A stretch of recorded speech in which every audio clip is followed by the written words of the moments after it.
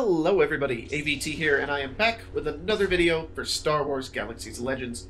And today we're going to be going over something that I get asked quite a bit.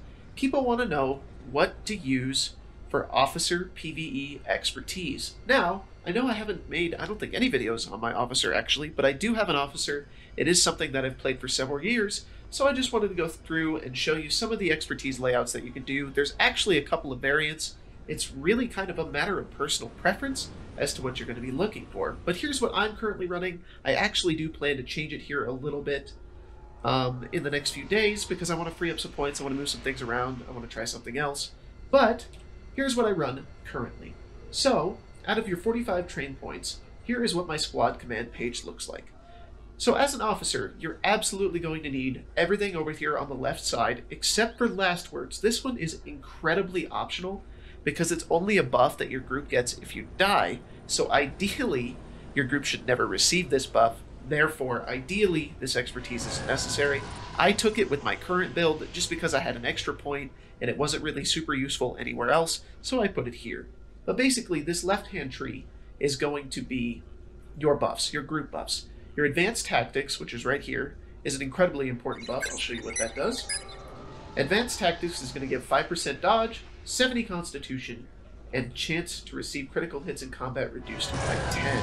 Super important, it's a continual duration buff, so you don't ever have to worry about it expiring other than when you're shifting between instances.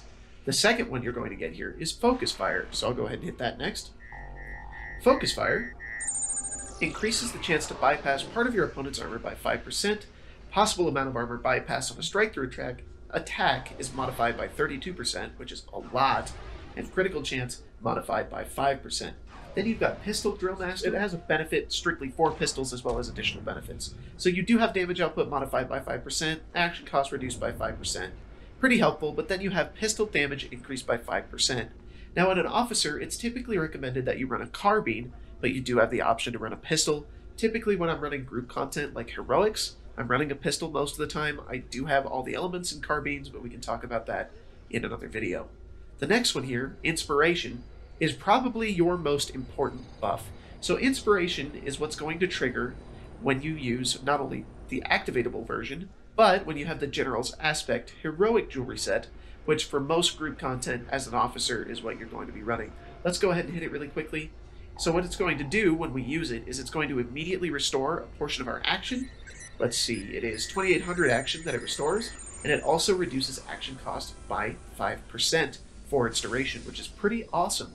And then once you've got that General's Aspect set, anytime you're using abilities, there's one ability, I believe that's the exception. I would have to look which one that is because I can't remember off the top of my head, but it has a chance to trigger Inspiration, which is hugely beneficial to your group. It's what's going to allow your medic to keep healing and your DPS to keep pouring damage into a target.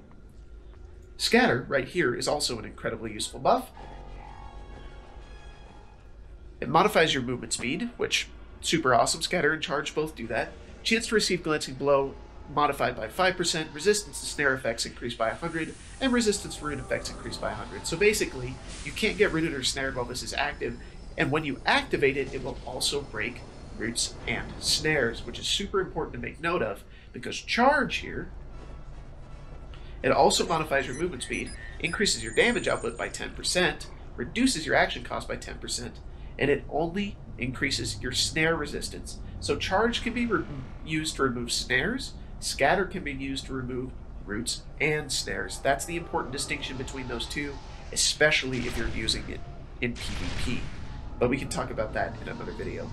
So then this next part of the skill tree here is incredibly optional. I take it because I find that I don't really run heroics with a very consistent group of people like a guild or anything. I just run with random people from the server all the time. So it's not always that everybody has stims.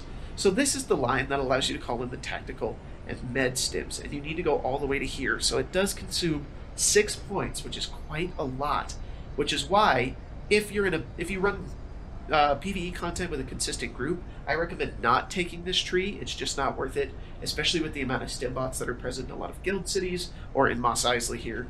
But for myself, it's a useful skill tree. So basically, that's all this does. You got to go down to here, and then when you call in the box, it's going to give the medical and the tactical stims.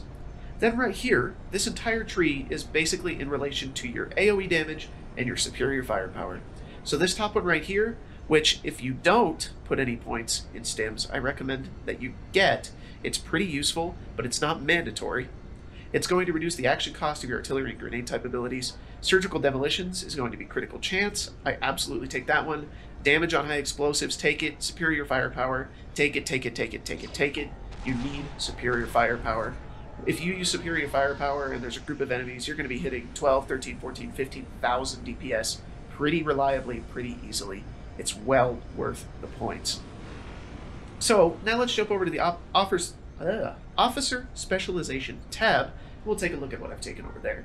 So this is what I take for PvE. You got your basic points in Constitution and Stamina. I think that's pretty useful. You don't necessarily have to do the Stamina. You can do the Precision if you'd like. I just prefer the Stamina. These two right here, it's Kinetic and Energy Armor. I think they're absolutely mandatory. Take them. And then you really want this section here. So this was something that was added to the Officer pretty close to the end of Galaxies when it was live. And these remove debuffs. So you've got two. You've got Synaptic Stimulator and Environmental Purge. Now, Environmental Purge is going to remove damage over time effects like bleeding, disease, poison, being on fire, etc. This one right here, let me activate it and we'll take a look. There we go. Up to 2 debuffs canceled. So that's just a flat 2 debuffs. It's incredibly useful, and the cooldown timer is not very long. So then here, increases the amount of damage restored by your heal line. It's kind of a no-brainer. Why wouldn't you want that? This one decreases the cooldown time of heal line special abilities. And then this one is awesome. It's the emergency shield. The officer quickly puts up a temporary defensive barrier between himself and his enemies. So it does reduce the effectiveness of your attacks, but it's going to make you incredibly durable. So let's hit it really quickly.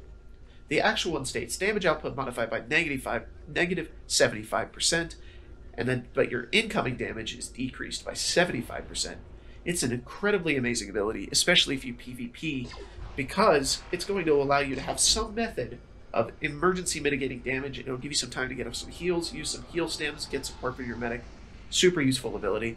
And then as you can see here, I just put 2 points in the increased damage output while using a pistol or carbine because I had 2 left over. You don't have to put points here.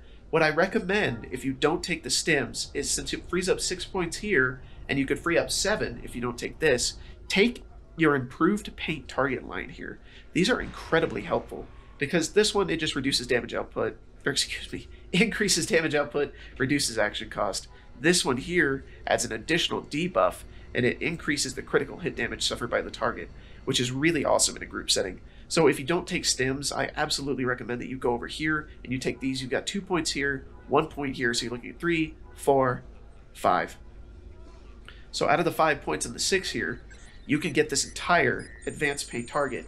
And then if you like, since you've still got 1 left, if you don't take this, you've got 7. Well, 2 left, excuse me, math. You can put some here to reduce your action cost, not mandatory, or you can go over here and you can put them here, which will increase your flat damage output while using a pistol or a carbine. You've also got the ability to put them here.